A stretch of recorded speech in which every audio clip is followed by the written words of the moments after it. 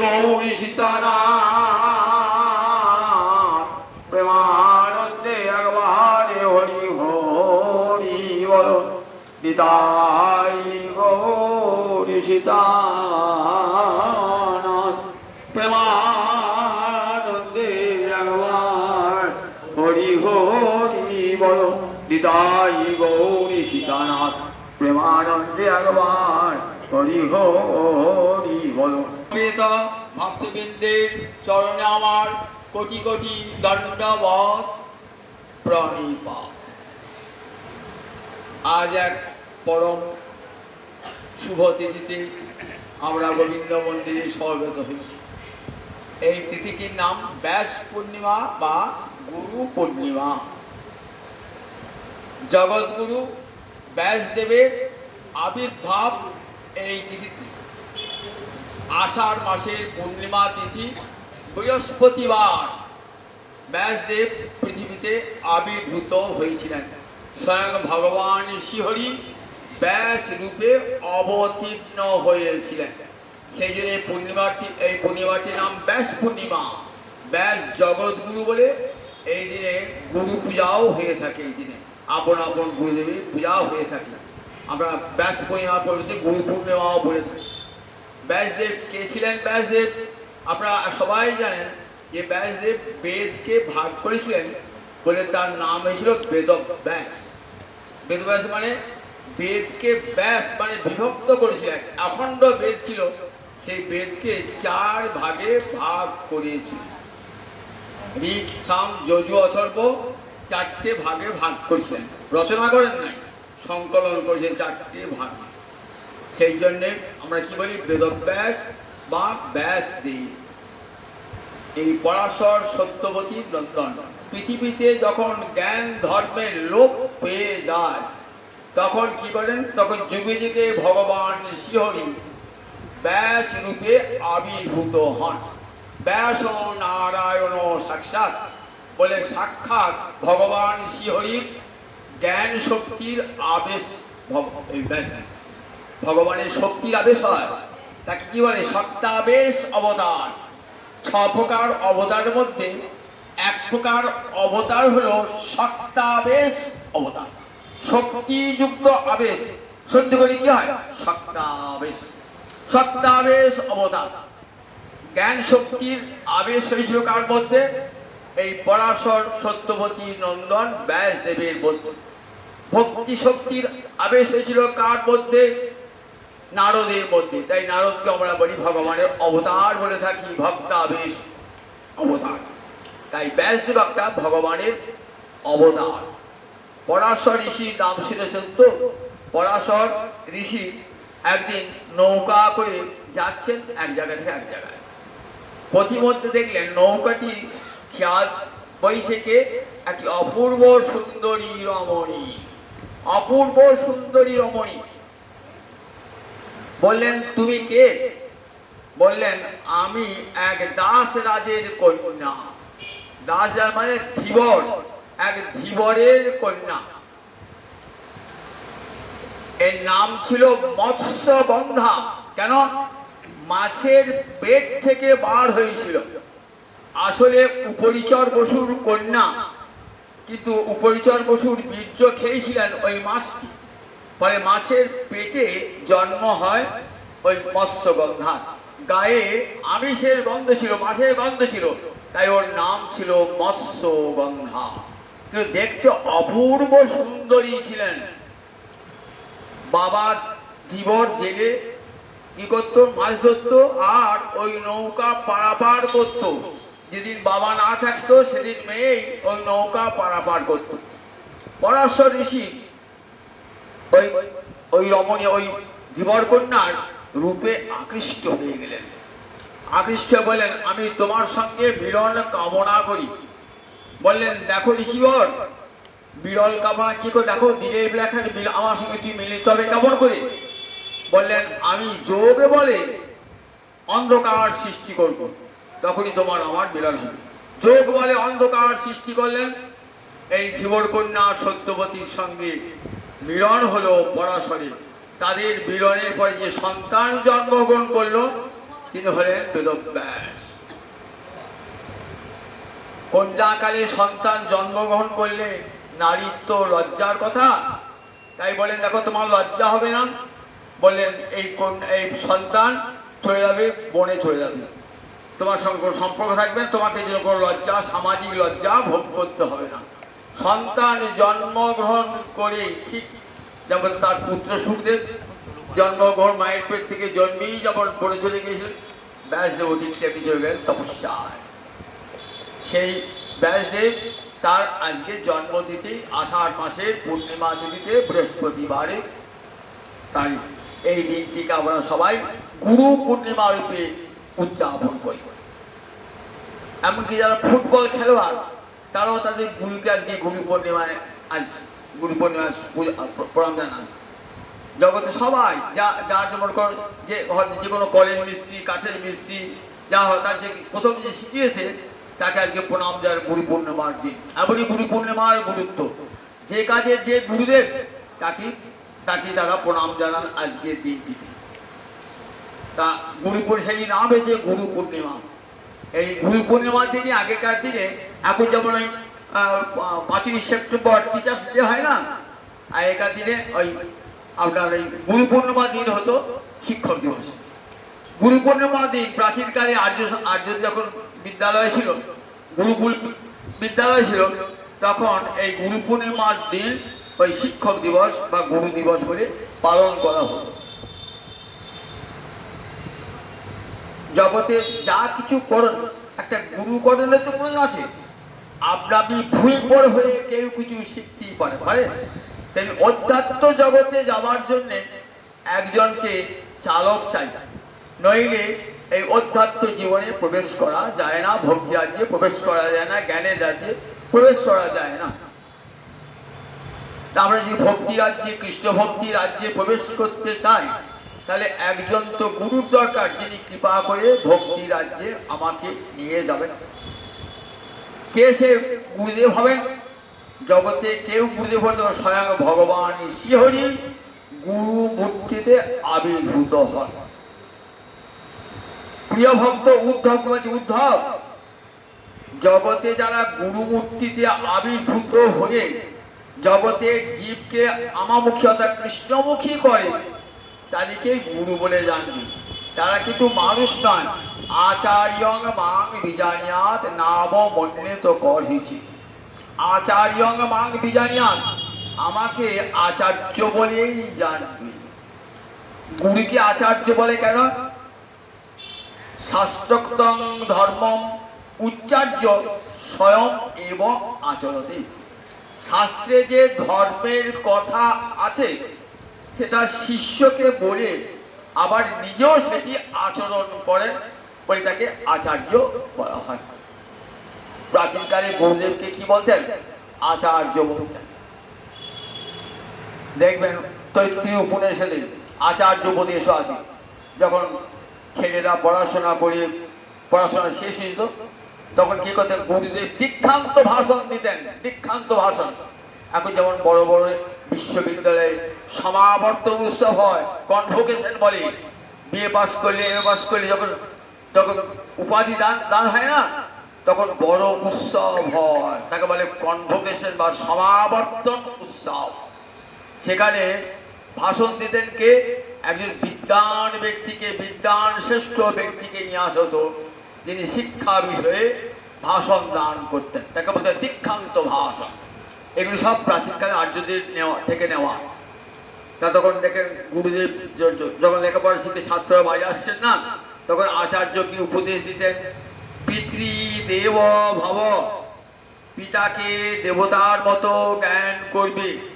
মাতৃদেব ভব, মাকে দেবীর মতো জ্ঞান করবে। দেখুন কেমন উপদেশগুলো দান করে। দেখুন আচার্য দেব ভব, গুরুদেবকে কি বলে ভাববে না? ভগবান বলে ভাববে। এমনি করে সব উপদেশ দান করতেন। তা গুরুর কাজই হলো উপদেশ দান করা এবং নিজেও জীবনে সেটি পালন করতে হয়। নিজের জীবনে পালন না করলে পারে শিষ্য পালন করবে? মহাপ্রভু ধর্মপ্রচারে কেমন আপনি আচরি ধর্ম জীবের শিখায়। আমি নিজে ধর্ম আচরণ করলাম না আর লোককে বললাম তুমি এটা পালন করো, কখনই তা পালন হয়? পালন হয় না। হযরত মুহাম্মদের কাছে একটা বৃদ্ধা মহিলা এসে বলছেন, বাবা আমার এই নাতনি খুব গুড় খায়, আর গুড় খাওয়া যদি কৃমি হয় বারণ করে কিছুতেই ছাড়ে না। বাবা তুমি তো ভগবান, তা তুমি এক কাজ করো, তুমি বলো না যে গুড় খাস না, তাহলে ও গুড় খাবে না। বলছে মা তুমি 15 দিন বাদে এসো। 15 দিন বাদে আবার 15 দিন বাদে? হ্যাঁ 15 দিন বাদে। কি করবে? 15 দিন বাদে আবার গেলেন। যাওয়ার পর বলছেন, এই বেটি তুই গুড় খাবি না। তখন বুড়ি মাটি বলছে, আচ্ছা বাবা এটা 15 দিন আগে বললে কি হতো, আমাকে কষ্ট করে আসতে হতো না। তখন বললে, আমি যে নিজে গুড় খেতাম, গুড় ভালোবাসতাম, কি করে বলবো তুই গুড় খাস না? তাই আমি 15 দিন গুড় খাই নাই, যাতে আমার কথাটা ওকে কাজে লাগা। তাহলে গুরুদেব নিজের জীবনে আচরণ করবেন, নিজে ভজন করবেন, শাস্ত্র পঠন পাঠন করবেন, শিষ্যকেও ঠিক সেই রকম উপদেশ দান করবেন, তবে তাকে আচার্য বলতো। তাই বলে কেউ আচার্য হতে পারে না। আচার্য মাং বিজানিয়াত। বিজানিয়াত বি উপসর্গ দিলেন কেন? বিশেষ রূপে জানবে। বিশেষ রূপে জানা। বিশেষ রূপে জানা মানে গুরুকে মানুষ বলে ভেবো না। গুরু মানুষ রূপ ধারণ করে আসেন বটে, কিন্তু মনে রাখবে গুরুদেব মানুষ নয়। তাহলে সে গুরুকে বলে আমি স্বয়ং আচার্য মাং বিজানিয়াত। না অবমান্যত, কখনো গুরুর অবমাননা করবে না। গুরু অবমাননা মানে গুরুকে মানুষ ভাবনা করাই হলো অবমাননা। এগুলো সব অপরাধ হয়ে যায়, জানেন তো। অর্চে বিষ্ণু শিলাধি গুরু সুরমতি। আপনি শালগ্রাম শিলাকে যদি ভাবেন যেটা একটা পাথর বললেন, তাহলে পাপ অপরাধ হয়ে যায়। গুরুকে যদি মানুষ বলে ভাবেন তাহলে একটা অপরাধ হয়ে যায়। আপনারা জানেন তো, যখন সে অন্ধমুনির সন্তান সিন্ধু মারা গেল না, দশরথের বানে মারা গেল না, দশরথ সেটাকে কোলে করে নিয়ে এসছেন, তখন হাও হাও করে কাঁদছেন অন্ধমণি। বলছেন, আমি কি গুরুকে নরবতী করেছিলাম? আমি কি শালগ্রাম শিলাতে পাথর জ্ঞান করেছিলাম? তাহলে আমার এমন এমন এমন ক্ষতি হলো কি করে? সেই জন্য সাবধান, সাধু সাবধান রয়েছেন। গুরুদেবকে সবসময় ভাববে, আচ্ছা গুরুদেব তো মানুষের মতনই, তাহলে গুরুদেবকে মানুষ বলে ভাবতে ক্ষতি কি? তা বলে দেখো, গঙ্গা জল তো ওই পুকুরের জলের মতোই, নদীর জলের মতোই। তাহলে মা গঙ্গাকে গে দেবী সুরেশ্বরী ভগবতী গঙ্গে ত্রিভুবন তারিণী তরল তরঙ্গে শঙ্কর মৌলি নিবাসিনী বিমলে মৌমতি রাস্তাং তপদ কোমলে বলে কারো প্রণাম করছো? অন্য নদীর হাইকে করো, হতো পুকুরে পাড়িকে করো, তাহলে গঙ্গাকে করো কেন? তাহলে অন্য জলের থেকে গঙ্গা জল একটা বেশত্ব রয়েছে, কারণ গঙ্গা জল হলো জল ব্রহ্ম, গোবিন্দের চরণ ধৌত জল।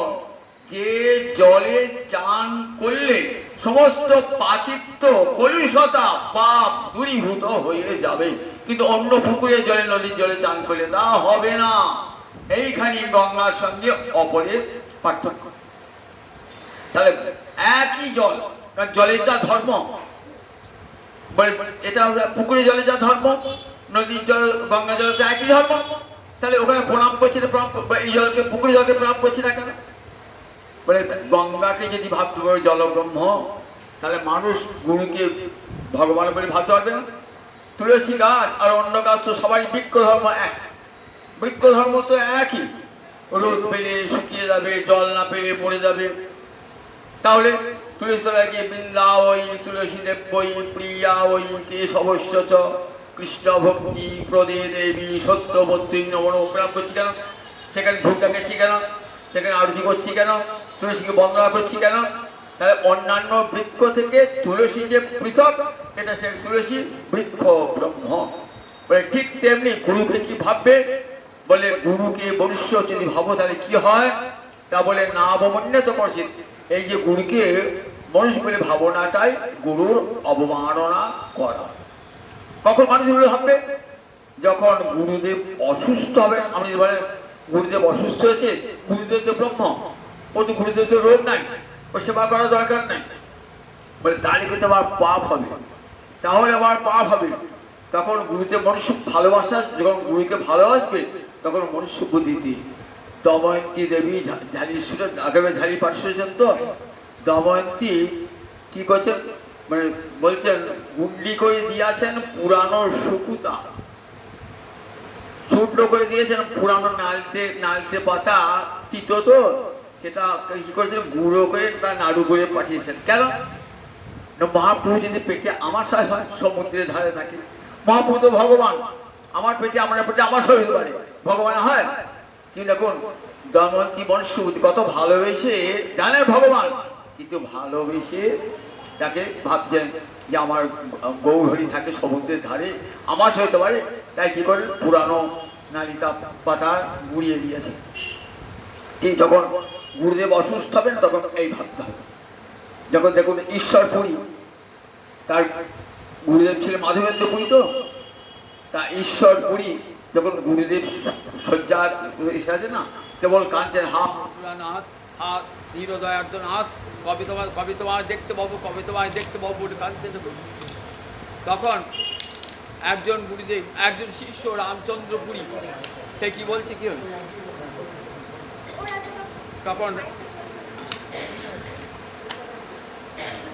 রামচন্দ্র পুরী গিয়ে বলছেন আপনি তো পরব্রহ্ম, আপনি আবার রোগ কি এসব বলছেন, বলছেন আপনি আবার কৃষ্ণ কৃষ্ণ বলে কাঁদছেন কেন?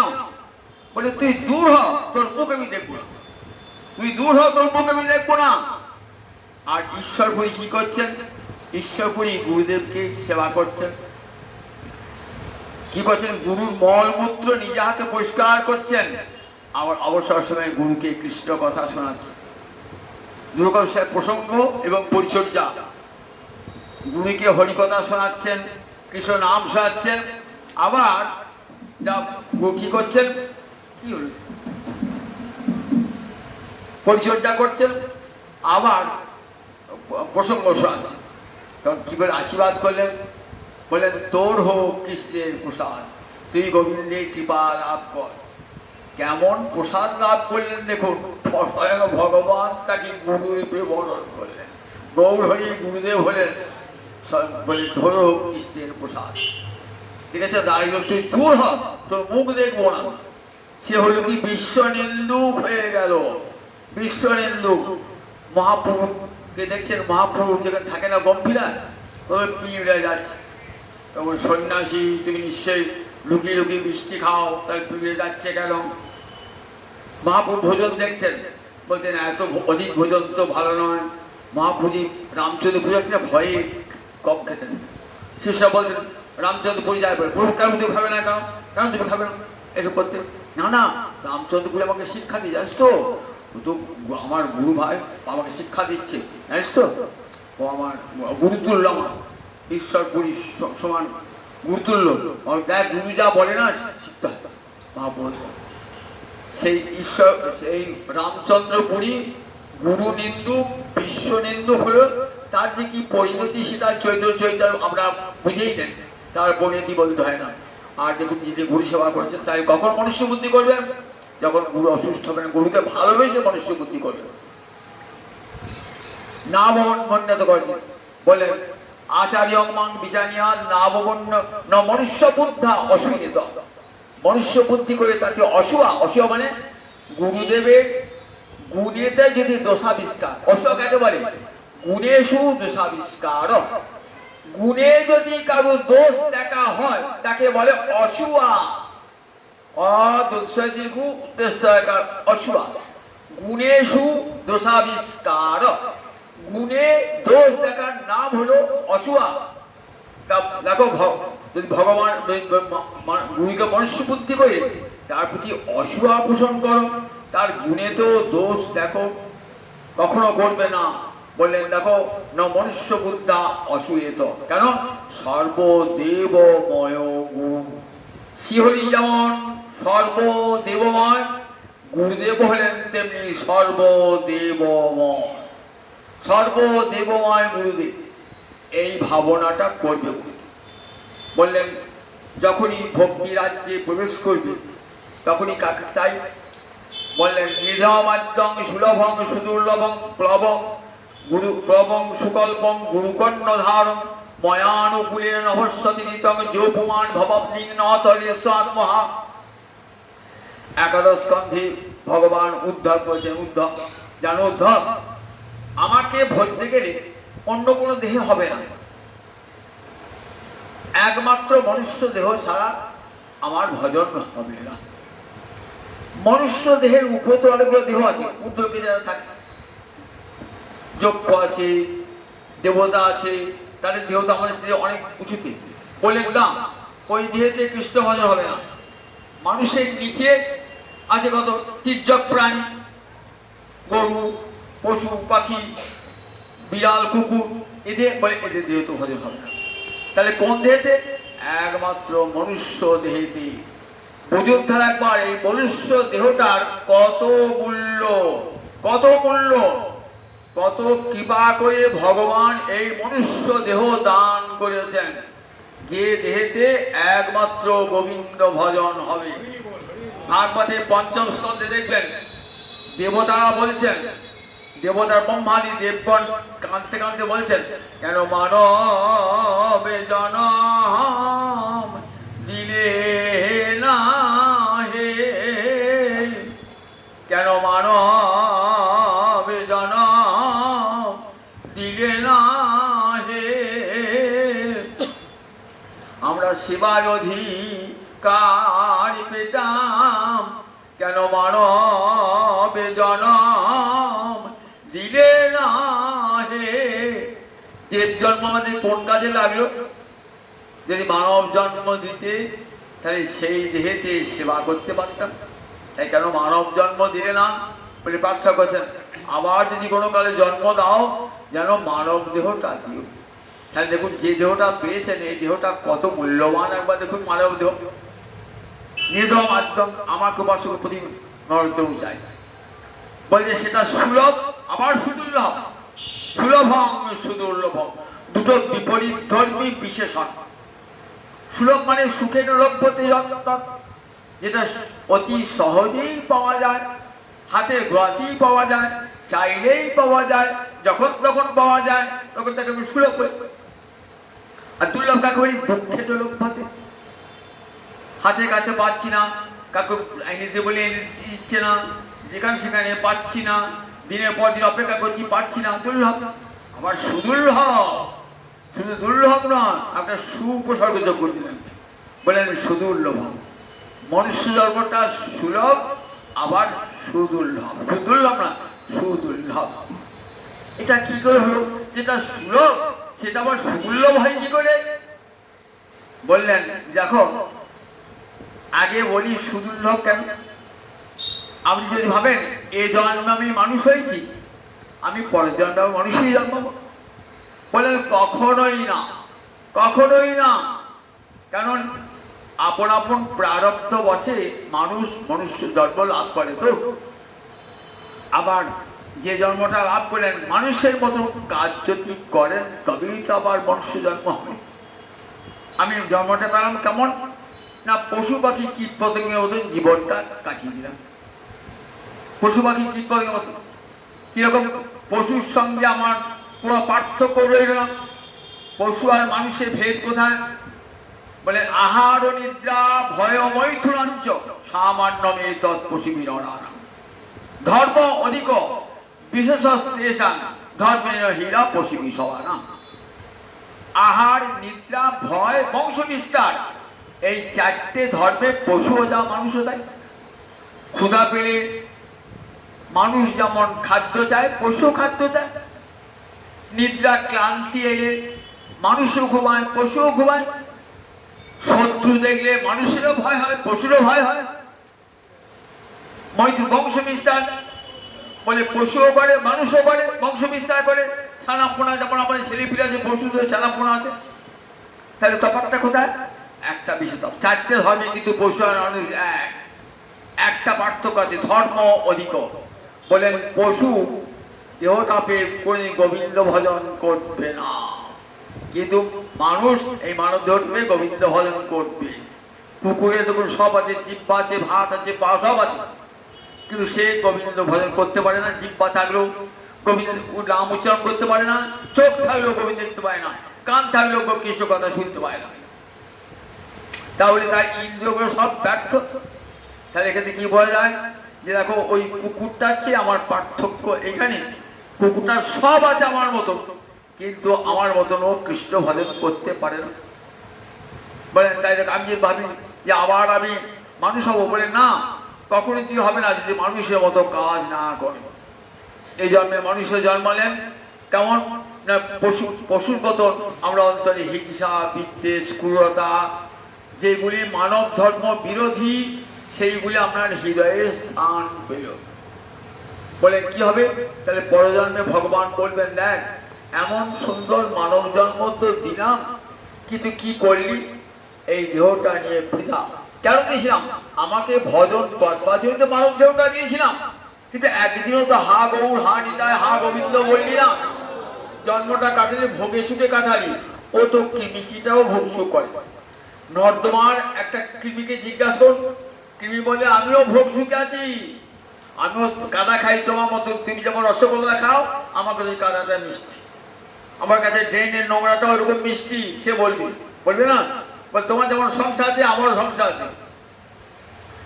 তাহলে দেখুন ওই কৃমিকিটটা সব আমার মতই আছে, কিন্তু সে তো কৃষ্ণ ভজন করতে পারে না। তারপরে এমন সুন্দর মনুষ্য দেহ কি জন্য দিয়েছি? কৃষ্ণ ভজন করবা, ভগবত ভজন করবার জন্যে, মানুষের মতো হওয়ার জন্যে। তুমি যদি আবার মানুষের মতো কাজ করো, তাহলে আবার পরজন্মে মানুষ হয়ে জন্মাবে, মানুষ হয়ে জন্মাবে।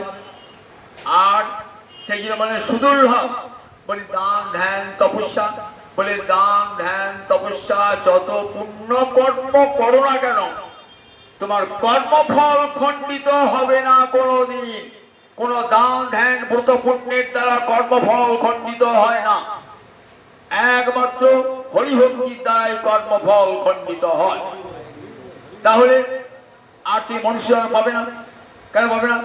বাবা চাকরি করে প্রথম মাসে মাইনে পেয়েছে, ছেলে বাবা 8 টাকা দাও, বাবা ছেলের আপনি 100 টাকা দিলেন, ছেলে 100 টাকার সঙ্গে সঙ্গে খরচ করে বলছে বাবা 100 টাকা।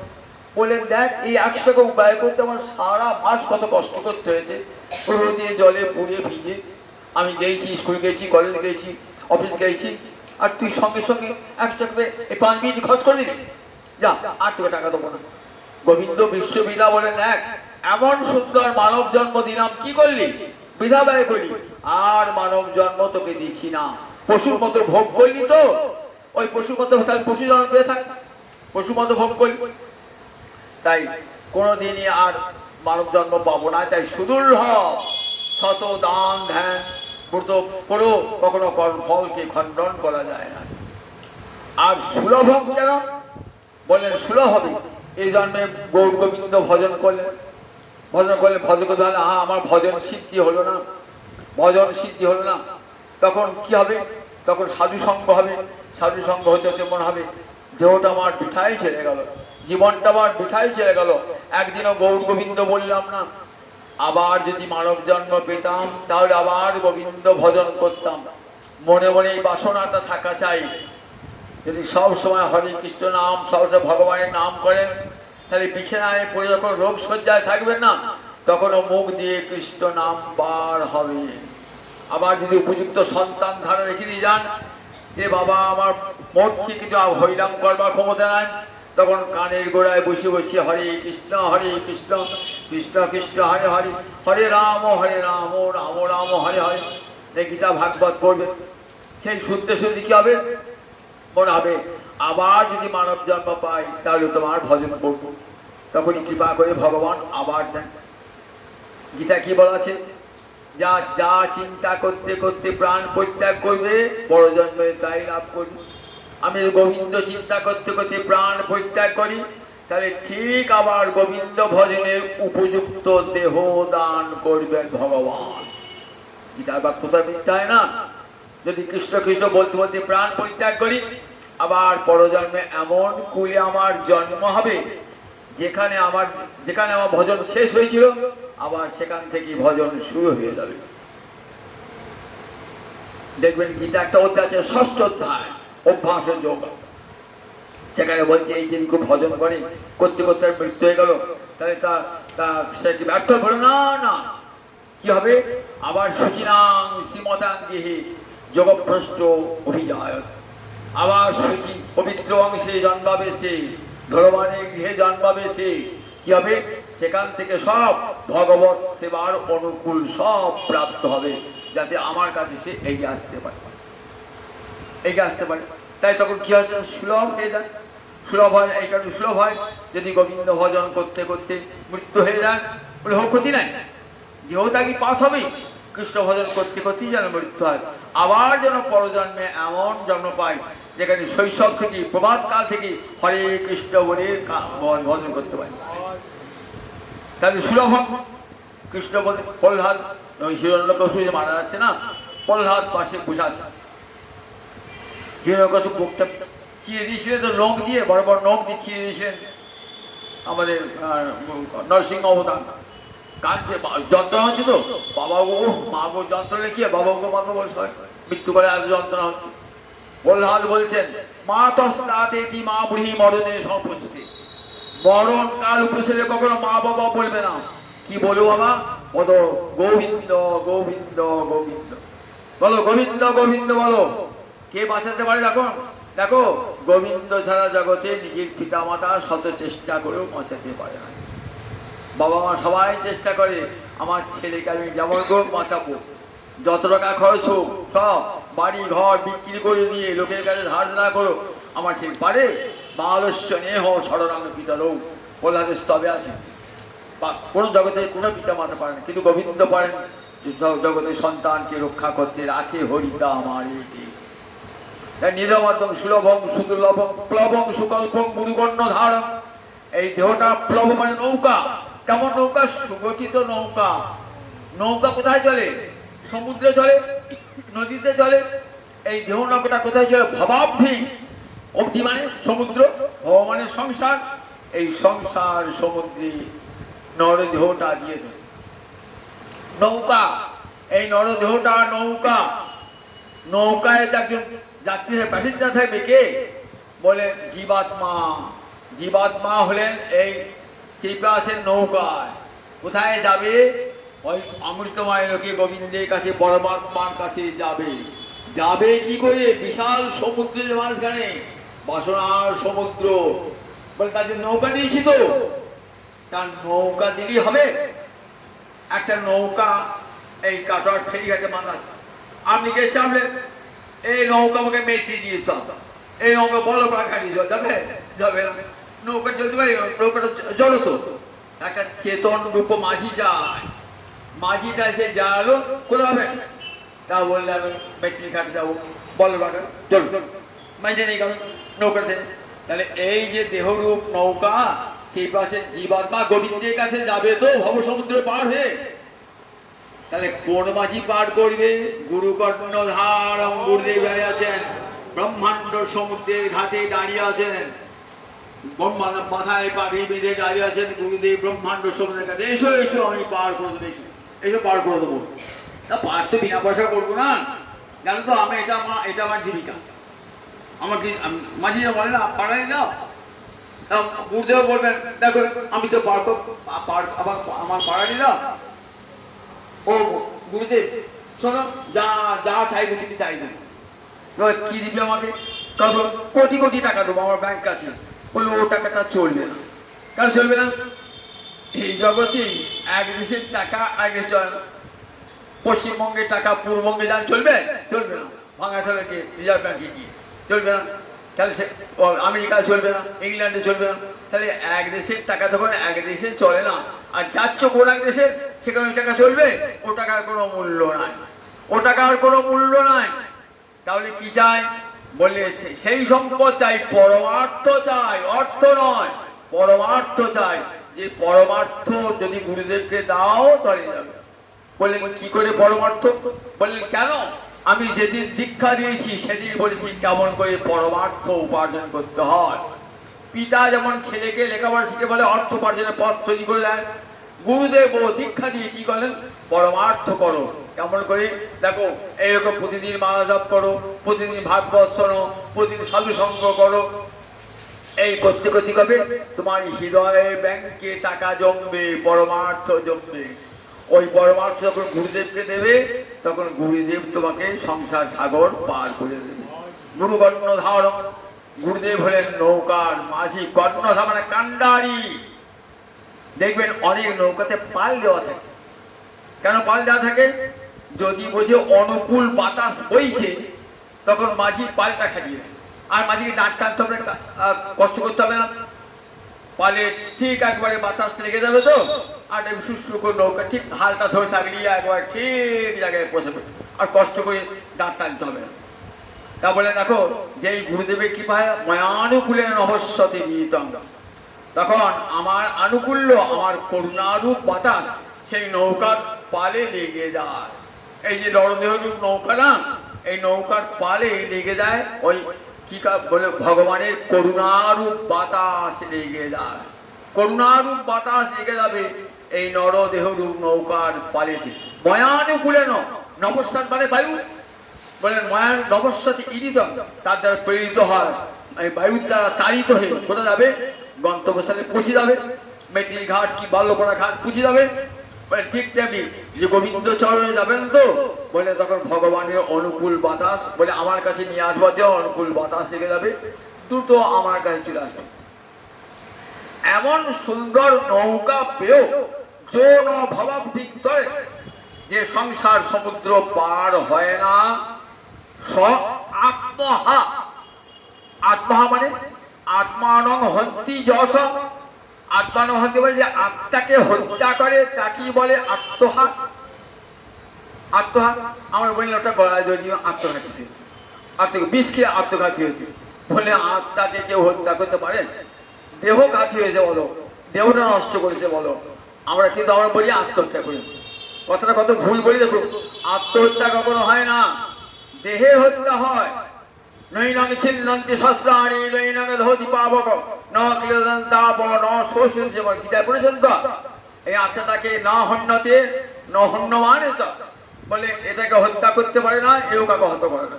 তাহলে আত্মাকে হত্যা করার ক্ষমতা কারো আছে নাকি? তাহলে আত্মহত্যা কাকে বলে? আত্মহত্যা তখন হয় যখন মানুষ ভজন বিহীন হয়, মনুষ্য জন্মটা যখন অসার্থক হয়ে যায়, তখনই তাকে বলে মৃত্যু। তখন তাকে আত্মার মৃত্যু। যোগ ভবাবধিক ন তলে আত্মহা। আপনি একটা খাঁচা শুদ্ধ পাখি কিনে আনলেন বাজারে, খুব শখ, পাখি পড়ে শখ। খাঁচাটা দেখে নিচ্ছেন, খাঁচাটা কেমন সুন্দর খাঁচা বলতো, বেশ আমি যেমন মনে হতো খাঁচা, তো খাঁচা দেখে নেন। এইবার খাঁচাটা রং করছে, একবার রূপলি রং, একবার সোনালি রং, একবার হলুদ রং, আবার নীল রং। কিন্তু ভিতরে পাখিটার কোনো খোঁজ নিচ্ছেন না। পাখিটা যেমন তেমনি আছে, তাকে 2 দিন 3 দিন করে খাবারই দিলেন না। 2 দিন 3 দিন থাকবে, কি হবে? পাখিটা মরে যাবে। পাখিটা মরবে না, খাঁচাটা থাকলো, পাখিটা তো মরে গেল। তাহলে পাখিটাকে বাঁচাতে কি করতে হবে? তাকে একটু দুধের সর দিতে হবে, একটু ছোলা দিতে হবে, তবে তো পাখিটা একটু ফল দিতে হবে, তবে তো পাখিটা বেঁচে থাকবে। দেহ খাঁচা, তাকে সাজাচ্ছি করেছি, কত ভালো পোশাক পরছি, কত সুন্দর পোশাক মারছি, রাত্রে সাবান বার্জন করছি, এটা খুব দেহটা আর খুব করছি, দেহটাকে কত সুন্দর করে সাজাবো। কিন্তু দেহের ভিতরে দেহি রয়েছে, তাকে কথা একদিনও মনে রাখি না, দেহির কথা মনে রাখি না। দেহে একটু কাশি হলে ভাই ডাক্তারবাবু আমার একটা কোনো খারাপ রোগ না তো, কেন আমার গড় দুদিন বসে গেছে, কেন ক্যান্সার ম্যান্সার হয় না তো বাবু, ছুটে যাচ্ছি। কিন্তু আমার ঘরে যে আত্মা শিরুবাস হয়েছে, সে যে মরছে, তার কথা একদিন খবর রাখি না। দেহটা কিছু হয়নি, ছুটে চলে যাচ্ছে দেহটার জন্য, রক্ষা করবার জন্য। কিন্তু দেহের ভিতরে দেহি রয়েছে, তার একবার সংবাদ রেখে দিই না। পাখিটা যেমন না খেয়ে মরে যাবে, এই দেহ পিঞ্জরে কি আছে না, পাখি আছে, জীব পাখি আছে। জীব পাখি রবিদাসের 2 পাখি করেছেন, রবীন্দ্রনাথের দুই পাখিতে, একটা জীব পাখি আর একটা শিব পাখি, আর জীবাত্মা আর একটা পরমাত্মা। পরমাত্মা মুক্ত, জীব পাখি খাঁচায় বন্ধ আছে তো, তাই জীব পাখিকে এসে কি বলে, বেরিয়ে বেরিয়ে খাঁচা থেকে বেরিয়ে, এই দেখ আমার মতো বনে ফল করে, কিন্তু সে আসতে গিয়েও আসতে পারে না। কেন? একটু স্বরের লোভে, একটু স্বরের লোভে, একটু ফলের লোভে সে যাবে না। সংসারটা দেখুন, সাধু গুরু ওই মুক্ত পুরুষ আসছে, এসে বলছে দেখ ওই দেহ খাঁচা থেকে বেরিয়ে আয়, বেরিয়ে আয়।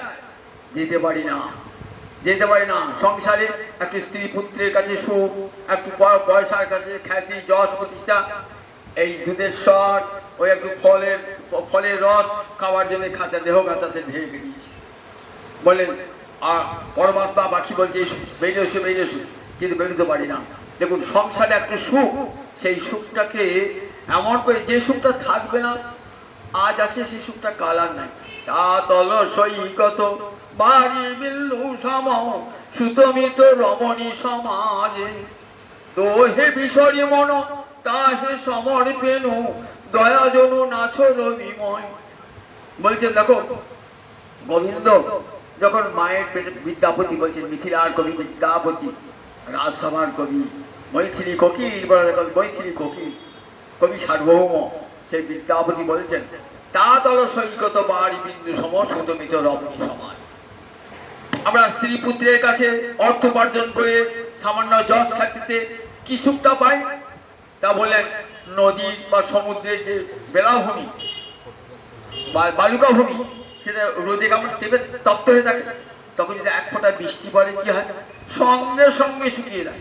দেখতে পান? দেখতে হবে না, যাচ্ছেন এক ফোঁটা বৃষ্টি বল, ও বাবা কোথায় বৃষ্টি। বলেন সংসারের সুখটা ঠিক এইরকম। এখনই সুখ, পরক্ষণে ভয়ঙ্কর একটা বিপর্যয় ঘটনা সংসারকে তছনছ করছে। তছনছ হয়ে গেলে এক মুহূর্তে সংসার, যে সুখের সংসার বেঁধেছিলেন, একবারে সুখের লাগিয়া এ ঘর বাঁধিনু অনলে পুড়িয়া গেল। সুখের জন্য ঘর বাঁধলাম, অনলে পুড়ে, অগ্নিতে পুড়ে গেল। এই সুখটা, এই সংসারের সুখটা ঠিক এইরকম। অথচ সেই সুখের জন্য আমরা লালায়িত, যে সুখটা থাকে না।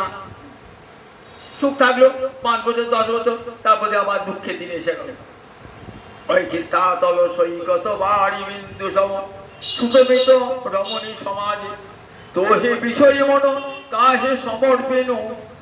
বলে তোহে বিষয় মন, অবমজু হব কোন কাজ।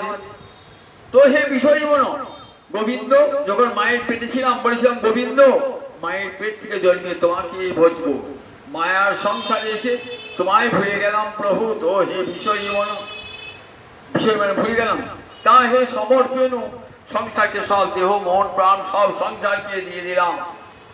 অবমজু হব কোন কাজে, এখন তো আমি বৃদ্ধ হয়েছি, আর কোন কাজে বা লাগিব, আমার মানব জনম বৃথায় গেল, এখন আমি কোন কাজে বা লাগিব বলো। বৃদ্ধ হয়েছি, অঙ্গং গলিতং পলিতং মুন্ডং দশন বিহীনং জাতং দুন্ডং, বৃদ্ধ জাতি গৃহীত্বা দণ্ডং তদপি ন মুঞ্চত্তাশা পিণ্ডং। আচার্য শঙ্কর বলছে অঙ্গ গলে গেছে, নুকচকুচ হয়ে গেছে, মাথায় একটা চুলও নাই, দাঁতগুলো সব পুড়ে গেছে, নুকচকু লাঠি হাতে চলছি, লাঠি হাতে, বৃদ্ধ জাতি, কিন্তু তথাপি আশা ছাড়ছে না। তদপি ন মুঞ্চত্তাশা পিণ্ডং।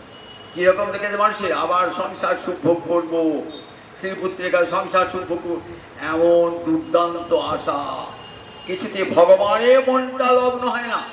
বালস্তাবৎ ক্রীড়াসক্ত, তরুণস্তাবৎ তরুণী রক্ত, বৃদ্ধস্তাবৎ চিন্তামগ্ন, পরমে ব্রহ্মণি কোপি ন লগ্ন। ছেলে ছোটবেলায় খেলাধুলায় মগ্ন, একটি যুবক হলো তখন যুবতী প্রতি আকর্ষণ, আবার যখন বৃদ্ধ হলো, বৃদ্ধ হবার তখন সংসারে চিন্তায়, রোগীর চিন্তায় মগ্ন। পরমে ব্রহ্মণি কোপি ন লগ্ন, ভগবানের দিকে মন কারু থাকে না। ভজ গোবিন্দং ভজ গোবিন্দং ভজ গোবিন্দং মূঢ়মতে, প্রাপ্তে সন্নিহিতে মরণে নহি নহি রক্ষতি দুঃখিং কর্মে। বলে দেখো গোবিন্দ ভজ, আচার্য শঙ্কর বলছেন গোবিন্দ ভজ, নিজের শিষ্যগণকে বলছেন গোবিন্দ ভজ গোবিন্দ ভজ। ওই ব্যাকরণের ধাতু নিয়ে প্রত্যয় নিয়ে সংসার পার হবে না। গোবিন্দ ভজনে সংসার পার হয়ে যাবে, পরাবিদ্যা লাভ করো। তাই এমন সুন্দর মানব জন্ম পেলাম, এমন সুন্দর মানব জন্ম পেয়ে খেয়ে পড়ে ভোগে কাটিয়ে দিলাম। জীবনের শেষ প্রান্তে পৌঁছিয়ে এইবার কাজ দেখছি স্ত্রী পুত্র আর আমাকে কেউ আর ভালোবাসছে না। বৃদ্ধ হলে পাড়ার একটা লোক হ্যাঁ দাঁড়িয়ে বসার কথা বললো গো, সেই বুড় হ্যাঁ কথা বলে কি হবে, আমার সময় নষ্ট করবো, সময় নাই গো বলে পালিয়ে যাচ্ছে। ঘরে বইরা আছেন, খুব খুব করে কাশছেন, বলে ও বাবার এই ঘরটা কি দুর্গন্ধ হয়েছে, দেখ দেখ ও বিচার দিয়ে দেখ মল মূত্র সব লেগে আছে, এমন ওষুধের গাড়ি পড়ে আছে সেইখানে। ঘরে কেউ ঢুকছে না, নিজের জন যাদেরকে আপন জন বলেছেন সে কেউ আর ঘরে ঢুকছে। এই কঠিন সত্যটা সবার জীবনে। তখনই বন্ধু চেনা যায়, মানুষ চেনা যায় কখন, যখন আপনি ওই অবস্থাটি রয়েছেন। যখন আমি যুবক ছিলেন, পয়সা উপায় করেছেন, শ্রীপুত্রের ভরণ পোষণ করেছেন, তখন কত লোক আপনার সঙ্গে, কত বন্ধু জুটেছি। যাবদে বিত্ত উপার্জন শক্ত, তাবৎ নিজ পরিবার রক্ত, পশ্চাৎ ধাবতী জর্জর দেহে, বার্তাং পৃচ্ছতি কবিন গেহে। পয়সা করে যাবৎ বিত্ত উপার্জন শক্ত, যখন পয়সা করে উপায় করেছেন, সব স্ত্রী পুত্র নাতি নাতি সব ভালোবাসবে। আর যে আর কিছু করতে পারে না, বুড়ো হয়ে থুপ করে কাশছে। তবে বুড়োটা পদে কবে যাবে, বুড়োটা দেখ দেখি সংসারটা কেন দিন রাতে পরিচর্যা দিন রাত পরিচর্যা পাওয়া যায়। ঘরটা কেমন করে দেখ, দুর্গন্ধ করে ঘরটা ঢোকা যাচ্ছে না, ঘরটা কাছেও কেউ থাকবে না, কাছেও থাকবে না, দেখেছেন তো। আর এত চোখের সামনে দেখি আমরা, তথাপি কিন্তু আমাদের অন্তরে কৃষ্ণ ভক্তি জাগ্রত হয় না। কিন্তু একজন থাকবেন যিনি সব সময় ছিলেন, আছেন, থাকবেন। তাই স্মরণ বন্ধু, বন্ধন কার সঙ্গে, গোবিন্দের সঙ্গে। আমি যখন বিছানায় পড়ে কাঁদাচ্ছি তখন কিন্তু আমার পরমাত্মাকে হৃদয়ে ছেড়ে যান নাই। আমি যদি আজকে অন্য কোনো জনিতে জন্মাই, পশু পাখি কীট পতঙ্গ, গোবিন্দ থাকবেন পরমাত্মা রূপী। দেবতা হই মানুষ হই যাই হয় না কেন, কখনো গোবিন্দ ত্যাগ করেন না। এই শেষের দিনে সে জনে বিনে কে তোর আপন হবে রে, শেষের দিনে সে জনে বিনে। গোবিন্দ ছাড়া আপনজন কেউ আছে? সেই নিজের জনটাকে ভুলে গেছি। আশ্চর্য ব্যাপার, যা পরজন তাকে আপন করে নিয়েছি। পর কইনু আপন, আপন কইনু পর, পরকে আপন করেছি, আপনকে পর করেছি। এমন সুন্দর মানব জন্ম পেয়ে তাই বলছে দেখো মহা সে আত্মঘাতী এমন সুন্দর মানব জন্ম লাভ করো যে সংসার করল না। তাই গুরুদেব কৃপা করে ভবসমুদ্রের মাঝি নৌকা, নরদেহর নৌকা, সেই নৌকায় চেপে গুরুদেব মাঝি রয়েছেন, তিনি সংসার সাগর পার করে দেবেন। তাই বলে গুরুচরণ আশ্রয় করো। গুরুচরণ ছাড়া কখনো গোবিন্দ ভজন হয় না। গুরুকে অতিক্রম করে আলডিঙে যেমন ঘাস খাওয়া যায় না, গুরুকে পরিত্যাগ করে কখনো ভগবানকে পাওয়া যায় না। গুরুদেবের কৃপা হলে ভগবানের কৃপা আপনি। গুরু কৃপা অনুগামিনী ভগবত কৃপা, গুরুর কৃপার সঙ্গে সঙ্গে ভগবানের কৃপাটি নেমে আসে। ভগবান দেখেন কতখানি গুরু ভক্তি, যখন ভগবান কৃপা করেন তখন শিষ্যকে কৃপা করেন। ক্রীড়াতি তত্ত্বোপদেশং, যিনি শিষ্যকে তত্ত্বোপদেশ দান করেন তাকে বলে গুরু। গৃধাতুকু প্রত্যয় করেন।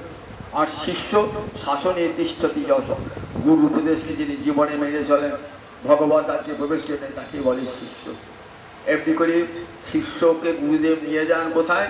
এত বড় হিতকামী, এত বড় মঙ্গলকামী গুরুদেবের মতো কেউ নাই।